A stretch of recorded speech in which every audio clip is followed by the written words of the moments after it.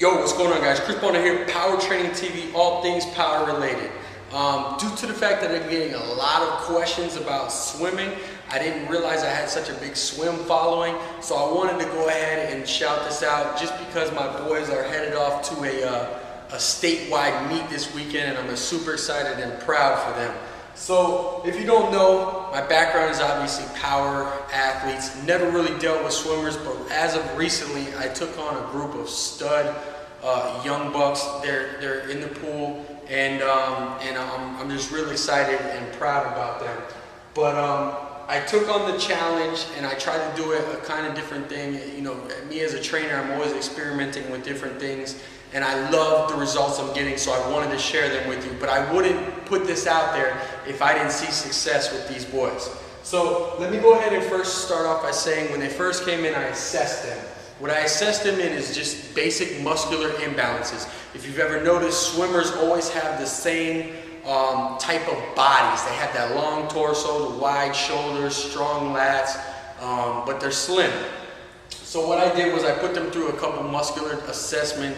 I tried to see what's tight, and on all of them, yes, it is all the same things. And then I applied it. So I made sure certain things like their upper, mid, lower trapezius back is really strong, not just their lats. I made sure their core was integrated with their movements, and I made sure that their glutes and hamstrings, their posterior chain was firing, which usually typically doesn't since they're so quad dominant. I did those, and I did a couple things, but to get into the meaty part of what I'm really doing with them, I broke it down into swimmer movements. What I call swimmer movements are, I took each one of these kids, one is a stud backstroker, one is a stud freestyle long distance, one's a stud butterfly, and the other kid's a world-renowned breaststroker. I mean, all these kids are stud. The backstroker, I think he's seated right behind Ryan Lochte this weekend, so I'm excited for him. But each one of these have different movement patterns. What I do is I break them down, and I notice that each one of these kind of has the same similar thing though. So when you're firing your anterior deltoid, coming across also the pec minors integrated, and then you're being able to pull with the lats in the water, all while integrating this with your core, transferring that energy into basically kicking with your legs. So a lot of these movements I broke down into segments. So I break their upper body down with their core and have them work that. So whether I'm stabilizing their core and making them pull, or making them do a overhead pull or some kind of overhead push, a lot of things that I did with them are unilateral to really get that integration between the nervous system. Beyond that, I still stuck to my brute explosive power movements. One thing I noticed when these kids came in is they couldn't jump. They had no hip hop, they had none of that.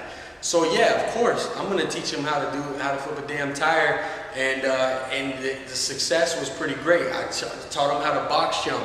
Now these guys are getting off the block, and they're getting out into the water. They're coming off the wall a lot sharper and a lot more powerful, and they're seeing gains in little things. These kids practice 2 times a day, 6 days a week damn near, doing the same exact motion over and over again.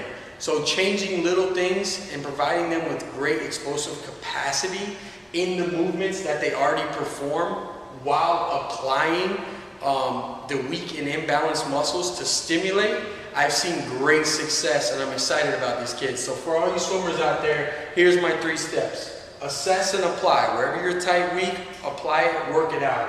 Swimmer movements, make strong and explosive, and overall explosiveness throughout the body. So I want basically your posterior chain coming out, coming into the water, coming off the wall, all that. Those little things will shed time off you and make you a better swimmer. Check it out, try it out. Chris Bonner, Power Training TV.